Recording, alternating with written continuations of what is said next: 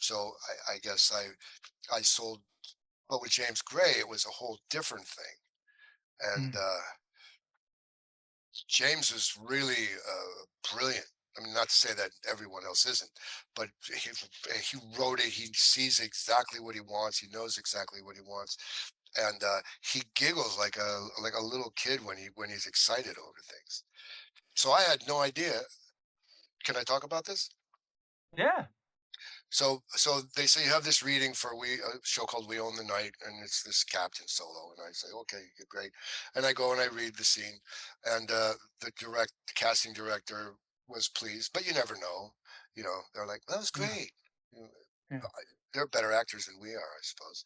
So I went back and I walked into the room, and there's James Gray in this big room, and there's also Nick Wexler and somebody else, and and I and I knew it was Nick after, but I didn't know it was just a guy, right? So, do you know Nick Wexler is? He did Requiem for a Dream and a Yeah. bunch. Yeah. Oh, Yeah. the cinematographer? No, the producer Yeah. Okay. Wexler, I don't whatever. I don't know, but yeah. So anyway, so and James is laughing at me and he's going, "Where'd you come from?" And I'm like confused, like what? Because yeah, where you been, man? How come we never heard of you? What agent are you with? And I told him, and he said, wow, it's amazing. It's amazing that we've never seen you before. No one's ever seen you before. Nobody's ever heard of you before. And I went, okay. Am I on candid camera or something, man? And they go, no. Like, Yeah. do you? And I said, okay. Well, I'm really confused. I said, will you read for us again, please? I'm like, yeah. I mean, isn't that what I'm supposed to do? And so I ended up getting it, and it was an interesting thing with James because uh, there was another guy who was cast in it initially to play Mhm. the chief, police chief, and it didn't work out on the day. Something weird happened, and so he said, "You have a backstory. You and this guy are Korean War buddies, best friends, right? And you have this energy. You guys do." And Mark is the comer, and you guys are both watching out for him. And Joaquin is the kind of guy that doesn't fit in the black sheep thing. So when they fired him, they said, so we got a choice of two actors, and I have to talk to you for a bit. And I said, okay, what? He goes, so uh, we let him go, or somehow it worked out where it didn't work out. There was a conflict of some sort, and we're thinking of bringing on Bobby Duvall. How do you feel about that? And I go, well, first of all, I mean, thank you for asking me, and I don't know if it matters, but to, to me, Bobby D's top shelf, right? Yeah, Yeah, yeah, I mean, yeah, it's as top no. shelf as it gets. And he goes, but so more importantly, what is your now? What is your dynamic?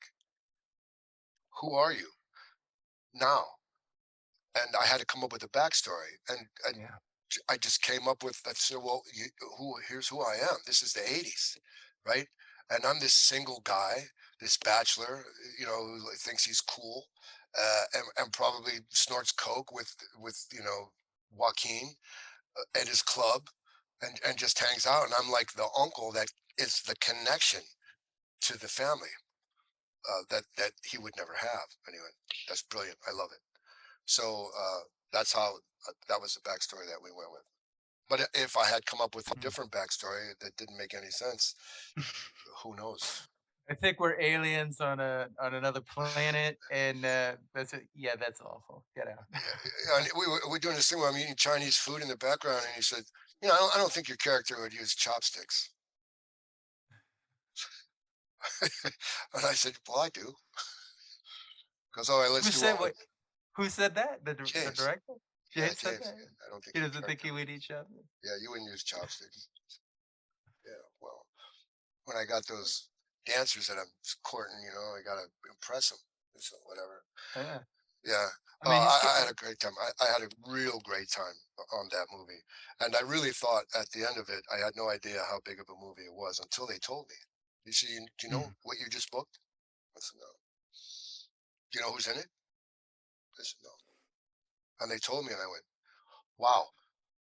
Oh my, thank you for not telling me before I went to the audition, Yeah, because I didn't care. yeah. I was free. I didn't It care it at it's all.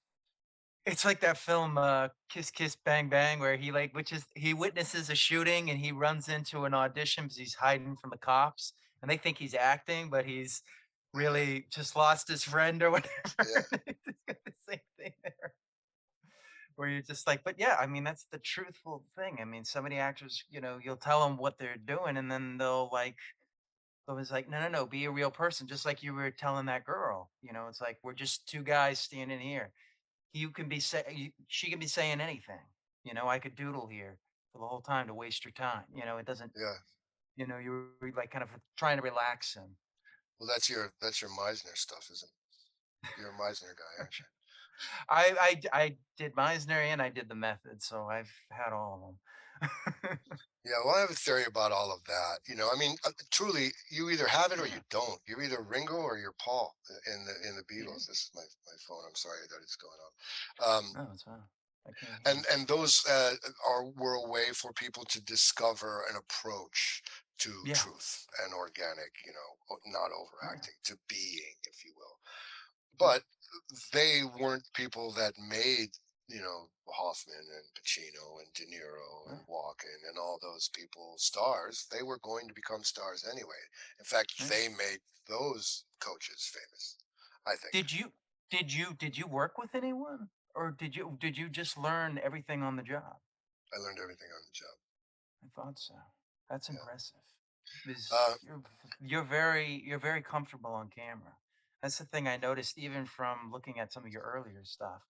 I was like, yeah, he's already he's already there. some of my earlier stuff, like Miami Vice stuff, embarrasses me, maybe, but Isn't well, that all actors? We all get embarrassed by watching anything the older. thing We're we like, I did a could have long done time. it so much better than that. Yeah, you might be. Yeah, yeah, you're right about that. You know? There was a thing where I was a stunt guy on stick with Bert, and he gets to this place where some guy does something in a bar, and he takes a goblet of gasoline and he throws it on the bad guy, and he lights a Mhm. match, and he says something, and I'm like safety, but in a tuxedo. I'm one of the guests, and I'm right next to him, Yeah, so I know that I'm in the frame, yeah, right? And I'm thinking, okay, well, so what would I do standing here without being a glaring mistake? yeah, I have to be natural. I'm an extra. Maybe I should leave the frame uh, for fear of it, but then maybe I should stay there and be entertained. And I really couldn't make any choice at all. Luckily, they made the choice for me, and they were okay, cut. And they framed inside of me, so it was just a two shot, so I wasn't even in it. yeah, But my mind was blown so much that I was sitting there like, what did I how would I even what would I do? What was my body language? I never thought about body language. I never thought about like that at all because it was a silent bit. I mhm, couldn't hide behind talking. And so I went home and I watched cartoons with no sound on. And I watched television with no sound on. And I saw how people gesticulated and I saw how they held themselves. And I could almost anticipate what it was that they were saying and or going to say, especially doing on camera. But the thing that was even more specific was the cartoons because an animator chose that body language and chose those gesticulations. They weren't accidental mhm, that someone went, "Oh, I just scratched my nose. Now I have to remember I scratch my nose every time at that line," like for yeah, continuity. And so uh, that was something that was very sobering to me. I was like, "Wow, there's way, way more to this than I even imagined." And yeah. my I was on a very first Miami Vice thing. In the teaser, I was a porno actor, and James Cameron's wife, I forget what her name was. She was Catherine this. Bigelow?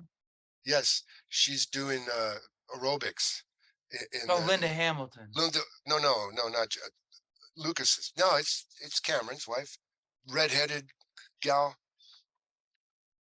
The Catherine Bigelow was, I think he dated Catherine Bigelow, James Cameron. I don't know if he married her. Oh Maybe he well, did. I don't know. yeah, well, that Yeah. gal. and Okay. she's working out in the door, and the script says the door opens to reveal a air conditioning repairman, a poor man's Richard Gere with skin tight jeans and a guinea tea. Are we looking at a bad actor or a bad role? Do we even care? Air conditioning repairman. Are you the lady that called about the servicing? Her. Yes, I am. It's hot as a sauna. Do you think you could come and fix it? And so he goes in and then throws her on the bed, and the camera swings around, and Don and Philip are standing there, you know, and they're infiltrating a porno ring. I think it's called Heart Mm. of Darkness was the episode. So they say, "Okay, Anthony, we're ready for you." And this is my first time doing lines and being on camera because I was at a party, and the casting director saw me. I had a tuxedo on and a tank top, and like she goes, "What is this stud?" So Yeah. would you like to read for this? And so I did. Uh, and I'm standing there, and I'm standing there with my arms, and they go, "Okay, we need you to stand where you're going to be." And the door opens up, and somebody's got them. Okay, that's 6 feet, whatever. And then there's a camera, and I see it, and I'm looking at it, and okay, let's tweak the tweenie and bop the bippy, and they're tweaking all this stuff, and I'm standing in for myself basically. And while I'm doing it, guy comes up and he goes, Yeah. "Hey, I'm going to mic you. I don't think we're going to mic. We're going to just use a boom, okay?" I go, "Yeah, okay, whatever." Yeah, sure. Prop guy goes, "Hey man, I'm props. Here's your tool belt. You right-handed or left-handed?" I go, I'm right-handed." He goes, "Okay, put it on." He comes back. He goes, "Here's your toolbox." And my line was, "Are you the lady called about the servicing?" So the whole time I'm sitting there going, "Are you the lady calling about the servicing? Are you the lady calling about the servicing? Are you the lady calling about the servicing?" It doesn't sound right Yeah. at all, right? And I'm there saying, "Okay, ready?" And I'm like freaking out because I think about every time I've ever stood in front of a door, like, "Are you the lady called about that?" That, Yeah. and out of exasperation, I put my hand up on the jam like this, going, "Oh my God, what can I do?" And the door opened up, and I just went, "Are you the lady called about the service?" She goes, "Yeah, yeah." And it worked out totally by accident. But That's that good. was But another very, yeah, choices. isn't isn't It's all that the about. truth though? Sometimes something like that can happen, Yeah. that's the great thing about acting. I mean, you can accidentally do something great. Yeah, as long as you're cognizant of making a choice, Yeah. because even a choice is not a choice. A non-choice is a choice. Yeah, I mean, like, yeah, if you don't know how to repeat it, then, yeah, that's not really a great choice, I would Unless, say. well, even if you do know how to repeat it, most of the time you see people in an Academy Awards ceremony. "Oh my gosh, look, it's Bobby and Johnny, and you guys are wonderful actors. The choices you made, it's all Yeah. about choices or being Yeah. allowed to make choices." Yes. I would agree with that. So with We Own the Night, what was it like working with Duvall and Joaquin Phoenix? Joaquin is a very, very, very consummate artist, and is really into his head, and Yeah. he needs his energy and his space.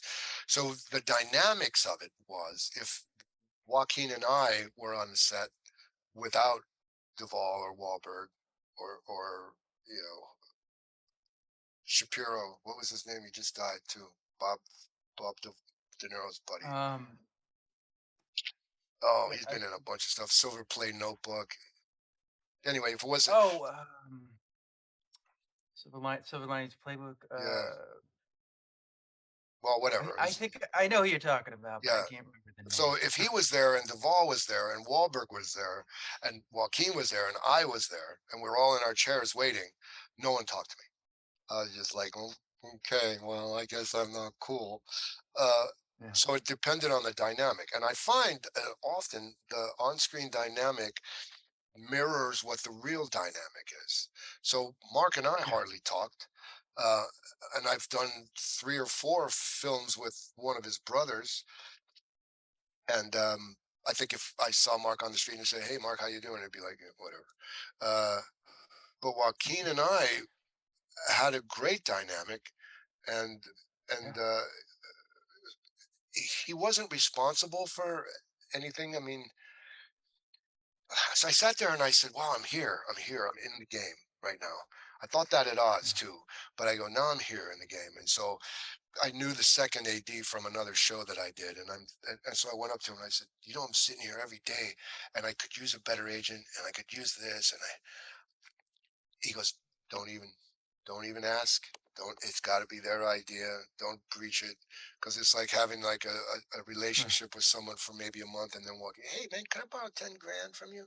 You know, so it can't. I made the mistake once with Jim Carrey of I know saying, you told that story. I love that story where you told, but he was so kind about it because tells you the story about, yeah, how there I he, was on looked over the thing and he imagined it. he imagined it and he said, "You're exactly where you need to be right now, man. It all works out for bad." And I asked, oh my gosh, I asked, I can't believe.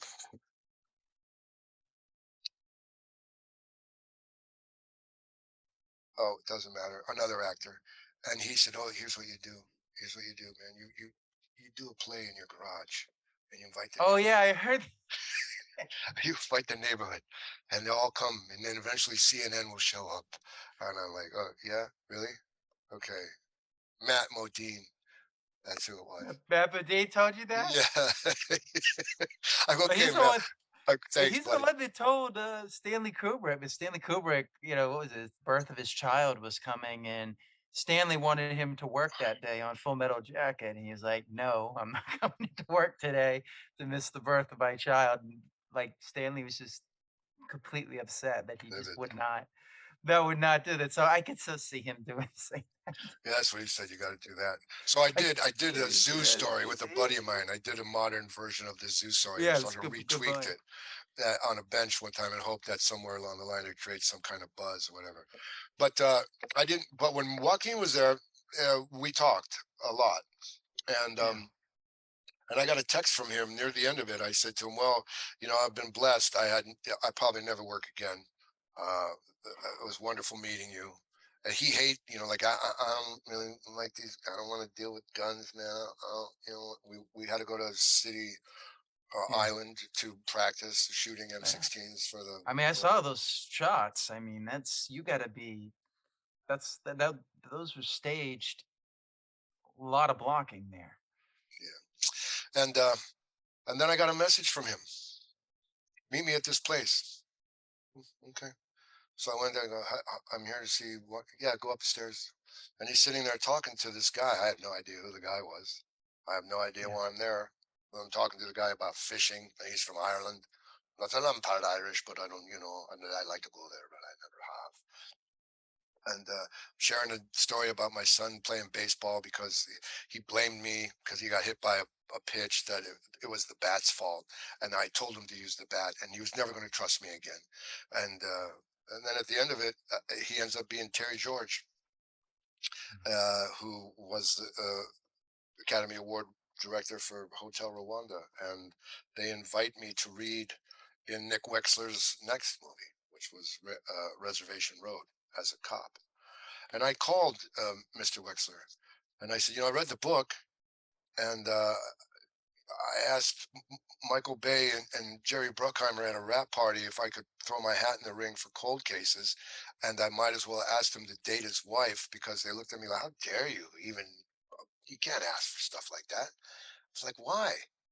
So I was really apologetic. I said, "Mr. Wexler, I'd really like to read for you." He goes, "Oh, you'd be great for that." Oh my gosh, yeah. So I went to the casting director, who was one of these casting directors that wouldn't see anybody hardly ever. She calls me. I'm in Florida in the backyard lifting weights or cutting grass or something. She goes, "Hi, is this Antoni Corone?" I go, "Yeah." She says, "This is so and so." I said, "Oh wow, hi." She goes, "Listen, I hear you're friends with Terry George, and he's doing this movie, and we were wondering if you could come in and read for it, like Wednesday." And I said, "Well, gee, no, I can't really. I'm in Florida." She goes, "Oh." I expect her to go, "Really? Well, then forget it." But she says, "Okay, well, when could you come?" I was like, "Well, when could I guess I could be there next Wednesday?" "Sure, that'd be great. Come in." So I went in, and one of the scenes was when Locke's son gets hit by a car and hit and run, right? And I'm the Mhm. barracks officer that's investigating. I said, "Did you see him?" No. So was it an SUV? Was it no? And I had done enough ride-alongs with law enforcement and knew enough of them, especially from We Own the Night, that I talked to one from the Bronx 4-4, Bobby Nardi, great kid, guy. And I said, "What would you do?" He goes, "First thing you do is make yourself human, man. You lose your hat." And you just and if he doesn't move and you can't get him to leave the site, you assure him that his kid would be in great. But it's never about anything other than being human and connecting with him. So she says, Joaquin is going to be very low, and you're being very low. I think you need to be a little more up and forceful about getting him to get into the car.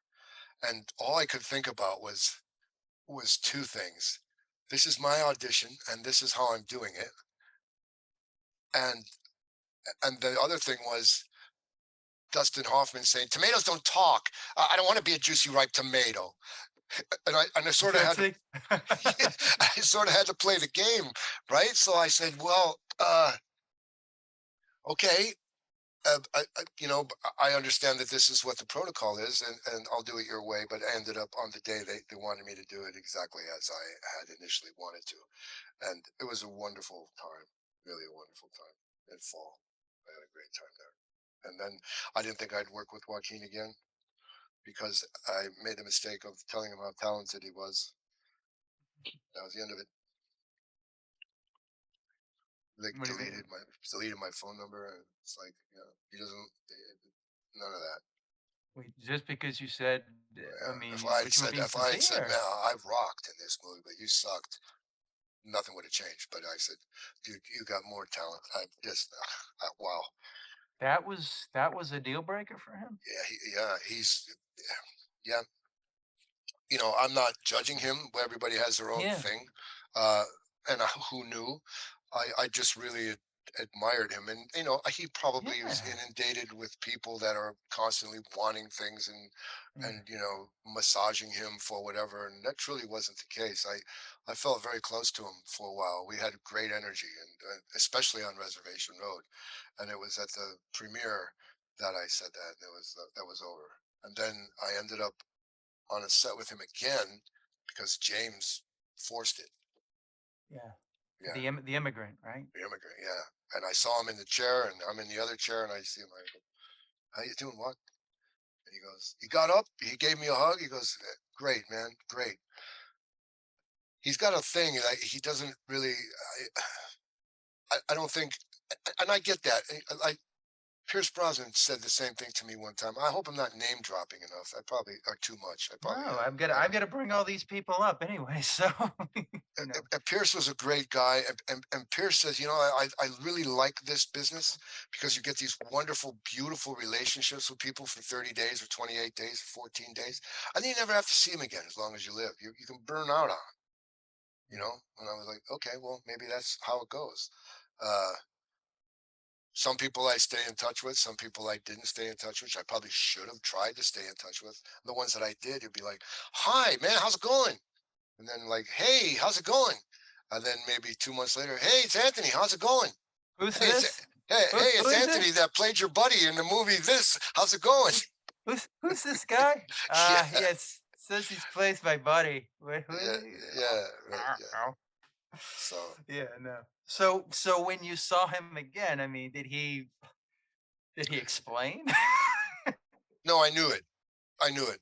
Just knew I it? knew how it was because there was a I mean, he has his own specific things. Like if you do something, you don't want to be indebted to being nice to, I guess that's not the words that Alright, I'm yeah. that he said, but like he doesn't have his own makeup person, he doesn't have his own security people, he doesn't have his own Yeah, any of that. he's very aloof from, like, what Hollywood what you would think somebody of his stature would But be. he's a beautiful man, Yes. beautiful man. I've seen him give away like, "Hey, we got to stop at this Yeah, guy's." I'm giving him a yeah, green piece, a ton of money, right? yeah. And he's a strict vegetarian, and he Yeah. loves animals, and I mean, he's just Well, genuinely. I I heard what was it, yeah, Todd Phillips, when he was working with him, he was saying, "Do you need help with, like, the losing of the weight?" And he was like, "No, no, no, I do my own thing," you know? He just slowly decreased his diet till he was, what he looked like in that movie, so I can see that. I mean, that's And I've always been wanting like the phone to ring and going, "Hey, man, I want you to be in yeah, Joker too," but he just doesn't want anybody to distract him from what he's into. you know, Yeah. like it'd just be just a bunch of people. There are different types of people that my I nervous ca energy, I joke around before action, right before they say action, Yeah. boom, then I'm in character, and then I cut Yeah. them out. There are people that you can't even talk to them. You're like, just Yeah. don't even talk to me. Just I'm in my head right now. I need to be there. To me, it depends on the situation. I can be aloof like that, but I can also be jokey, like, so it depends, for me. I have to feel the vibe of the room and see what I think I need, but I can see how he's, I mean, you saw, I don't know if you saw in Joker, they, showed that's actually what I wanted to ask you about. When you did We Own the Night, how was he like what would he be like when you would do different takes? Is he somebody that would stay the same and keep it the same and just like tighten it up? Or is he somebody that would give you something different each time? He's so subtle that I mean, he never did anything that surprised me. Uh, Mm, it wasn't like something like, wow. Although I did do one take, and I guess it's an ongoing joke with him. It was like, is that how you're gonna do it, man? It's like, what? Yeah, is that how you're gonna do it? Yeah, I think so. Yeah, that's how I was gonna do it. All right. All right. And then I saw them doing it to each other. That's kind of a joke. Uh, all I have to say is he's wonderful, that's wonderful, funny. wonderful gentleman, wonderful Yeah, talent, wonderful, wonderful. Yeah, just, I'm saddened that you know I'm glad that our paths crossed 3 times, yeah, that's great. and that's what I said to him. Oh, wow, you got to work with me again. And we got along swimming fantastically. And if I knew he was in town, I would stop on a set and go, "Hey, man, how you doing?" But I think I overstepped my welcome because I'm too Yeah, much into the business and want to talk about the business, and I think he doesn't really want he to. doesn't want to be in the business. He doesn't want to be. I mean, he wants to be in the business, but he doesn't want to be, having to. Well, how did it feel when you were playing Johnny Cash? He doesn't. Yeah, Who yeah, he's not cares? gonna. He's not somebody who's gonna. Yeah, he's somebody that like De Niro does that. If you watch his interviews, they'll ask him about something. It's like, well, what did you think? Yeah, I mean, because I can He'd say easily what? see how you can get to be that. People say, Yeah, "Well, I really liked what you did in there." Well, what do you yeah, know? yeah, Yeah, yeah. It's difficult because every time you speak publicly, it lives forever and it's on the record, and yeah, people can. I made the mistake one time. I was hired on as a very Wu Tang Clan saga, yeah, yeah. I saw that. I and saw that. then the same casting director hired me again on Brothers by Blood with Matthias Schoenhardt. Wow, talented Mm, guy too. And we were in Philadelphia, and the same cast, it was a self tape. The Wu Tang was mm. really racist part. I'm not going to get into it, but I think You that ta- hurt. you yeah, I remember you talking about that. That Yeah, there was like, so crazy song that I had a lip sync to and whatever. yeah, So the casting director wanted to meet me. mm, It's a fan. I'd like to meet him.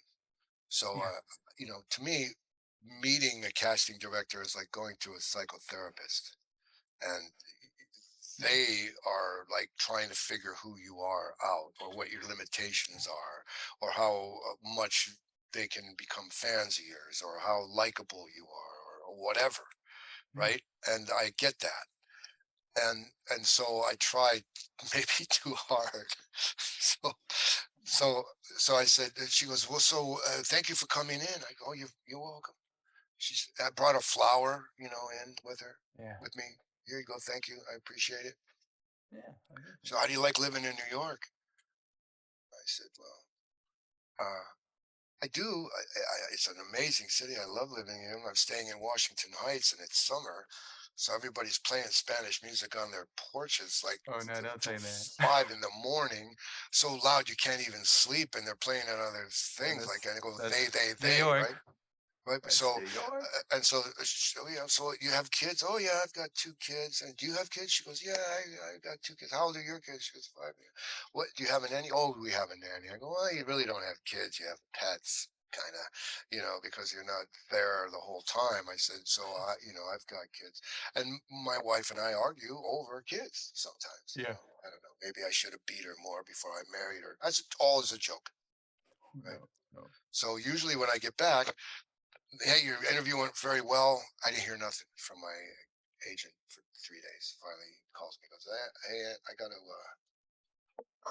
a problem. I think you might want to send an apology card to the casting director." "Why?" "Well, because you were talking about Dominicans and saying that they were loud, Spanish people were loud, and her partner is a Dominican or something." "Wow, dude, I Oh didn't say it no. like that. I was just saying it's compared No, to but I living." mean, but that's how everything gets misconstrued. I mean, this is this is the world we're living in, This is the cancel culture bullshit that we're into right now. Oh, Yeah. I'm sorry I said that word, but No, don't worry. I'll take yeah. it. So, but that's only one so far, and I'm doing pretty good, wouldn't you say? No, you've done dude, I Yeah. mean, you could say the sun is rising the wrong way, and somebody could be, "Well, what do you mean? Do you have something against the sun, sir?" And I'm then, sorry, I'm very offended. and then she said that you were a bigot and a womanizer, and that you beat your wife. I'm like, Yeah. oh my, are you You kidding me, can't man? Are you? Come this on, this is man. like a Larry David episode I where, exactly. I said this. where I he went in. I went into it like a stand-up comedian, man. I was just trying to endear myself. Yeah, well, she took very much offense to it, and they'll probably never hire you again. I'm like, oh, bro, and he goes, you should know better. How am I supposed to know better? You know, uh, we you, gotta you, you gotta come in with like this squeaky. basically, yeah, Everything is pity, fantastic. nothing. Yeah, everything's That's how fantastic. well, that's how we get interviews like that, where like nothing is being told. Yep. Is everyone scared to say anything? I mean, this is why we're not getting comedies anymore. I mean, do you think that The Hangover would work today? It's like that's 2008, and we've changed so much since then, and that's like just Yeah, 10 years yeah, ago. it's homogenization. But I'm not Yeah, contending that I'm the most polished stone in the box, and in fact, that's my yeah. brand. So okay, so what? No, I think it works for you. I mean, that's what they want. Yeah, seemingly, but I but mean, here's what they that's what want. you're gonna do. They You're gonna give want them the the no rabid nonsense. they want the Yeah. rabid dog, but they want to hire But put a Lassie. suit on, Yeah, and put on a suit. and Put on a suit, and right. then we'll have you be the rabid dog. And then my wife, that's what I said. I go, look, honey, I'm acting more when I'm not acting. Well, thank you. That was Yeah, very nice of you. Yes, here's my wardrobe. Do you like it? I mean, yeah. when I'm I doing mean, lines, I could be me. Otherwise, I have to be just like I super just apologetic. I just remember that episode of Curb where, you know, he's like fake slapping his wife from like afar, and the guy sees it, and from the way he's seeing it, he thinks that like it looks like he's slapping her around, and they're both like playing around or whatever. So he goes into the the police and and the guy's talking to his wife like, "Is everything okay? No, I want you to know right now. I saw what Larry did, and it's not okay." It's like, so I mean, but it's a good example of something that can be just taken out of context. What you did out of context. If we just look at those words, yeah, okay. But if you look at it out of context, yeah, you were doing like a stand-up, Yeah, thing where that's you're pretty just much. joking around. Yeah, I was. I was just trying to be funny and cute and whatever, and it backfired on me. I was a pirate one time in a Yeah, meet and greet corporate thing, and I had the whole great wig, flowing yeah, locks and stuff. And my deal was to get corporate Fabergé people from all over the world to intermingle together. So I had to yeah, invent these games to get them to interact. And I invented an R off. So they had to say a word that started with R. And then I get back to the holding area, and there's this matronly like gal there, and she's very surly, and she's the only one in. And I was the last guy in, and I was going to grab a snack. And I said, "Well, what's wrong, lass? You look sad." She goes, "Well, they had a face reader here."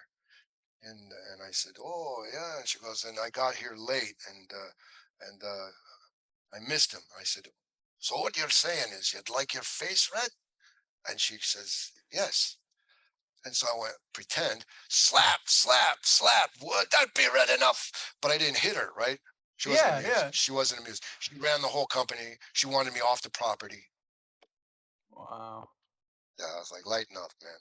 Yeah, come No, on. I mean, you're playing a pirate. These are yeah, not they were the rock stars of I mean, well, you heard that I don't I'll make you feel a little bit better. I mean, what was it? Johnny Depp was talking about how when he was doing Pirates of the Caribbean and they're looking at the dailies and they're just like, we don't know what to make of this. And they kept calling, so they call him up and they'd be like, well, is there any way you could do the part a little less, homosexual like? And Johnny like kind of pauses and goes, well, all my parts are done like a homosexual. wow. I mean, it's He's from my town, by the way. is he? I Yeah, yeah, I used to be in a rock and roll band called the Kids that played at the Button the South. kid. So Yeah. I mean, to be an artist today, I mean, yeah, you bring up a very good conundrum. I mean, we're supposed to come in and be the part, but then before that, I want to see that you're, the corporate guy who can go on all the talk shows and say all the buzzwords. So you Yeah, got to well, I play don't those think I'm other at that things. level of going on the talk. You got to play other things. Yeah. So it is what it is. But, yeah, no, but all right, let's talk a little bit about Oz because I wanted to 'cause I like that role that you played. How'd that talk about? Yeah. So Oz came about because there was a show called Good Guys, Bad Guys that was being cast in Florida. One of the producers of Oz lived in South Florida and wanted to be able to have a show that he could run down here. And Dana Delaney was in it, and somebody else, I forget who. And I was to have been like the main protagonist's bodyguard. So I, Mm. I did the read, and I ended up booking it. And I went up on my dialogue once because I also was reading for Flipper remake. What was Elijah Wood? I don't know, whatever, man. Oh, So yeah, they did another one, the right, TV series. It didn't yeah. go. Right, yeah. So for some reason, I was having a hard time that day, and the casting director, great lady, she'd always stand off to this, so my eye line instead of looking just off camera would be here to her, and I Oh, kept that's screwing. And I go, and by the way, why are you even standing over there? Why aren't you standing next to the camera where you can see what my reaction is? She said, "Are you done?" So I guess you don't want to read for this other show, which was Good Guys, Bad Guys. And she said, Tom Fontana is the producer. And I knew who Tom Fontana was because after I read Flipper, I went home and I watched Oz, and it was Eric Roberts was asking what he wanted for his last dinner. He was on death row, mm. and he was saying something. He wanted bull's balls, and DB Wong was the priest and was saying to him something. And he said, "What do you even know about women? You never even been with a woman?" He went on this whole rant. I went, that right there, that's the kind of stuff that I want to do. I don't want to read for Flipper as some crooked accountant. I'm like, why am I wasting my time? So I get there, I do the thing, and this guy comes up to me and he says, "Hey, are you having a good time?" And I said, "Yeah." And he said, this was before I knew who Tom Fontana was. He goes, "I'm Tom Fontana." And my dad told me a long time ago, whoever introduces you, it doesn't matter who it is, you call him Mister This, thank you, sir, whatever, right? He could have been like the craft service guy. I go, "Thank you, yes, Mr. Fontana, I'm having a great time." He goes, "Yeah," he says, and then I saw. "Oh, you were talking to Tom Fontana?" I said, "Yeah." "Do you know who he is?" "No." "Oz." I'm like, "What?" So I didn't run up to him, but afterwards I said, "Mr. Fontana, I'm really a fan of your show. I would love to get on it if there's any way somehow that I could. Please keep me in mind." So I drop it, and then after rap, I talked to somebody and I said, I should go where Go, "No, no, you put the seat there. You don't go back up and say it again. You just let it ride." So Oz starts up, He goes, "Yeah, it's a great show. We do it in the summertime where everybody's off, and we do like 5 episodes a season, and it's great camaraderie. We have this beautiful show." And I said, "Oh, I know. I would love to be on it." So I didn't have an agent at the time. Wow. I couldn't get a New York agent. I mean, I seriously, I had half-inch tapes in a box that I carried around in the Ross reports, and I went up to every single Fisk building, the Brill building, all the whatever, and I would just like anything with an agent. I would put this very expensive half-inch tape in the slot with a letter. Hi, I'm Johnny. I want to be an actor. Yeah. Can you please see me? And nothing, nothing, nothing, nothing. This was I went there every single day for like months and couldn't get an agent at all at all, You at gave all, them a tape every single day? every single time. Yeah. And the sad part of it back then was when you had a tape, if you did another gig, then you'd have to reconfigure it and you would lose a generation, right? If you added to it. So I was wasting money with these tapes. Right. Yeah. So eventually this lady, she goes, listen, I'm going to act as your manager. And she says, if you walk around and you, instead of me hiring a courier, you drop these off in mailboxes. So I said, okay, please accept so and so and so and so. So I went, so I found out where Tom Fontana's office was in the village, and I went to his office and I put the tape in. I don't know if you remember me, Mr. Fontana, but I expressed an interest in working on. I would love to work on Oz. Thank you so much for. Could you please watch my tape? And the agent manager slice type person, she calls me, goes, "Oh my God, I've got such great news." What? She goes, "Tom Fontana's office called you, and they're adding you to the show at a big capacity." And I said, I cried. I honestly cried.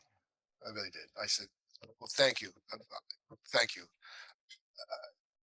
I'm trying so hard to get just something to justify spending all this time. My son was a baby. I was in New York. I was sitting there in a bedroom waiting for the phone to ring. I mean, just it was terrible, really, just terrible. But I mean, it's the only way I could do it. I wasn't going to do Los Angeles. I didn't need a car in New York, so that was Yeah. cool. And a few times I flew in and flew back, and I would be like, "Oh, they want to see you on a call back again." So anyway, I get hired, and first day on the set, I'm expecting like I don't know what to expect. I hear people saying, "Wow, it's a rough show, man." It's I a can rough see show. But you stay with your own kind and your own pot, and I was being added as one of the Sicilians, Yeah. right? And Tony Masante was the first Sicilian, and Tony Masante was also in We Own the Night with me. Yeah. And you know Yeah, he's Tony Romo, he was Tony Rome back in the day. What a yeah. wonderful human being he is too. So Mr. Fontana comes up to me and he goes, "Welcome." I said, "Oh my gosh, thank you so much." They take me and they go, "Here's your lot. Here's your sweatsuit. Here's your sweatsuit. Here's your shoes. Here's your this. Here's Yeah. your that. Here's your that. Here's your locker. Here's your."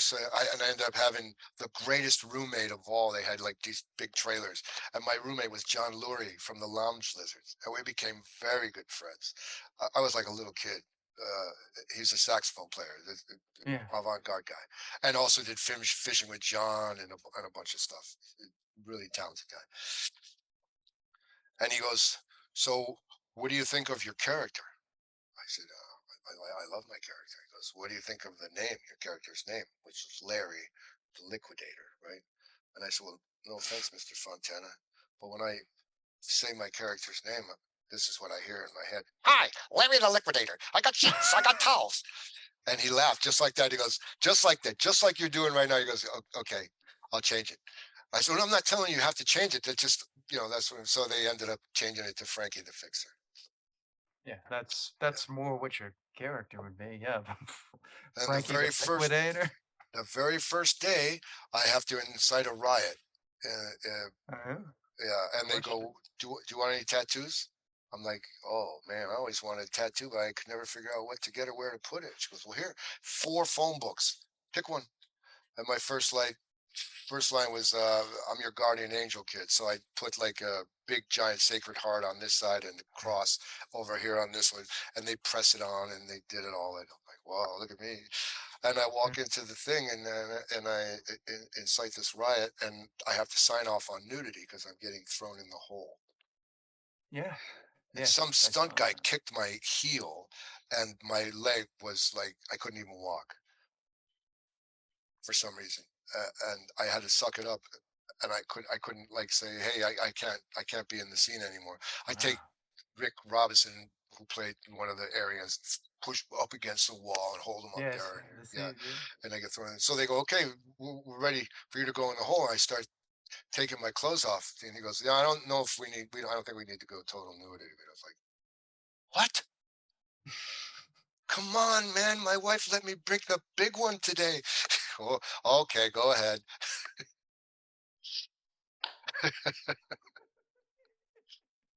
I'll tell you what, I felt I That's could see great. how women feel being nude. It was weird, man. It was like, 'cause Yeah. I don't see myself on the back. I have no idea what I look like. Cheesy butt or whatever it was. But anyway, that was my only nudity thing. And then never had a Yeah. love scene either, ever. Yet. I was in a NBC show where I was having an affair as a I don't know, some kind of appliance repairman or something, and the husband comes in and finds us, and I think murders us both. And they go, okay, so here it's freezing cold, the windows are open, everybody's got ski masks on, and the gal that I was with was somebody famous's girlfriend, and they had a bodyguard for her. Everybody's, and he goes, okay, let's do a rehearsal. I want it to be like when Harry met Sally, so you guys should go in a room and just rehearse, your energy together. I don't know what that means. Yeah. So we're doing the scene, and the camera's like right, like you're this close to somebody, and you can't even breathe, you can't even focus on their eyes. And they say, action, cut. Oh my gosh, Anthony, this is not a humping thing, man. We're on your face. I felt so embarrassed.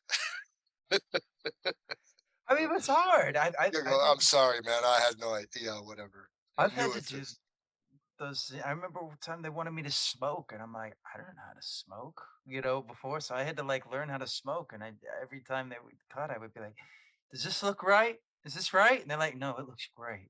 And I'm like, "Okay." And now you're a 3 pack a day smoker. No, No, no, I don't smoke at all. I was. I was George Hickenlooper, wonderful director, passed, Mm, God bless him. I did 3 movies with him. Says to me, "You're smoking in this scene." I said, man, I can't. I quit smoking. I had a heart thing, and I'm scared of it." And he goes, "Well, will you smoke cigars?" I said, maybe. And then they gave me, well, we have these rosewood cigarettes. They're prop cigarettes. They cost like $20 a pack. Try one of those. There's no nicotine in them. So I did. I go, oh, yeah, I'll smoke these. I went through a whole pack before lunch, and they didn't even film anything. They go, okay, dude, those are $30 a pack, man. And you just smoked them all? I said, yeah, yeah. Okay, well, forget it. You don't smoke. We're out of